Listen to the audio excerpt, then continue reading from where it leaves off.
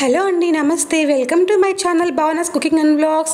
ఈరోజు నేను చూపించబోయే రెసిపీ వచ్చేసి ఆలు టమాటా ఫ్రై అండి. ఆలు ఫ్రైని ఎప్పుడు చేసుకునే విధంగా కాకుండా ఇలా కొత్తగా ట్రై చేసి చూడండి, చాలా బాగుంటుంది. ఈ ఫ్రై అయితే చపాతీకి, పూరి, దోశ, ఇంకా రైస్కి అన్నిట్లకి చాలా బాగుంటుందండి. ఇది ఇంకా ఆలస్యం చేయకుండా ప్రాసెస్లోకి వెళ్ళిపోదామా. మరి ప్రాసెస్లోకి వెళ్ళే ముందుగా నా ఛానల్ సబ్స్క్రైబ్ చేసుకొని వాళ్ళంటే సబ్స్క్రైబ్ చేసుకోండి, లైక్ చేయండి, షేర్ చేయండి. ఆలు టమాటా ఫ్రై కోసం కావాల్సినవి: ఫ్రై కోసం ఇక్కడ నేను 3 ఆలు తీసుకున్నాను, ఇంకా 3 ఉల్లిపాయలను తీసుకున్నాను, ఇంకా ఆవాలు, జీలకర్ర, ఇంకా 3 టమాటాలను తీసుకున్నాను. ఇక్కడ పచ్చిమిర్చి అయితే 2 తీసుకున్నానండి, మీకు కారం బట్టి తీసుకోవచ్చు. ఇంకా చివరిగా కరివేపాకు కూడా తీసుకున్నాను. ఇక్కడ నేను 3 ఆలుకి 3 టమాటాలు తీసుకున్నానండి. ఉల్లిపాయలు అయితే చిన్న ఉల్లిపాయలు 3 తీసుకున్నాను, పెద్దవైతే 2 సరిపోతాయి. తర్వాత ఒక ప్రెషర్ కుక్కర్ తీసుకొని అందులో ఆలుని ఇలా 2 భాగాలుగా కట్ చేసుకొని అందులో వేసుకోవాలండి. ఇప్పుడు అందులో ఆలు మునిగేంత వరకు నీళ్ళని వేసుకోవాలండి.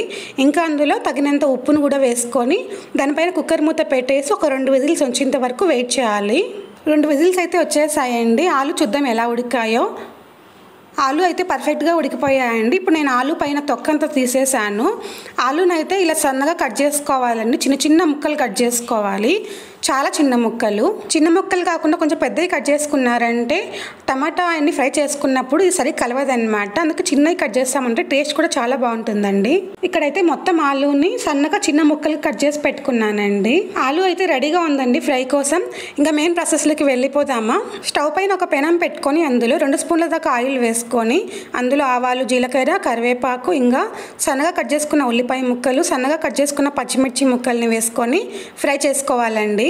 ఉల్లిపాయ ముక్కల్ని ఒక 2 నిమిషాల పాటు ఫ్రై చేసుకున్నాక ఇప్పుడు అందులో సన్నగా కట్ చేసి పెట్టుకున్న టమాటా ముక్కల్ని వేసుకోవాలి. టమాటా ముక్కలు వేసుకున్నాక ఒకసారి ఫ్రై చేసుకున్నాక ఇప్పుడు అందులో తగినంత ఉప్పుని, ఇంకా కొంచెం పసుపుని వేసుకొని మళ్ళీ ఒకసారి ఫ్రై చేసుకోవాలండి. అది 1 నిమిషం పాటు ఫ్రై చేసుకున్నాక ఇప్పుడు అందులో కొంచెం కారము, కొంచెం ధనియాల పొడిని వేసుకొని మళ్ళీ అంతా ఫ్రై చేసుకోవాలండి. టమాటా అనేది బాగా ఫ్రై చేసుకున్నాక ఇప్పుడు అందులో ఇందాక కట్ చేసి పెట్టుకున్నాం కదా ఆలు ముక్కల్ని వేసుకోవాలి.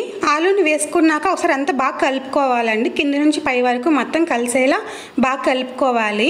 ఇందులో చివరిగా కొత్తిమీరని వేసుకొని ఒకసారి అంతా బాగా కలుపుకొని స్టవ్ ఆఫ్ చేయడమే అండి. ఆలు టమాటా ఫ్రై అయితే రెడీ అయిపోయిందండి. చూడడానికి చాలా కలర్ఫుల్గా ఉంది కదా, టేస్ట్ కూడా చాలా బాగుంటుందండి. మీరు కూడా తప్పకుండా ఇంట్లో ట్రై చేసి నాకు కామెంట్ చేయండి ఎలా వచ్చిందో.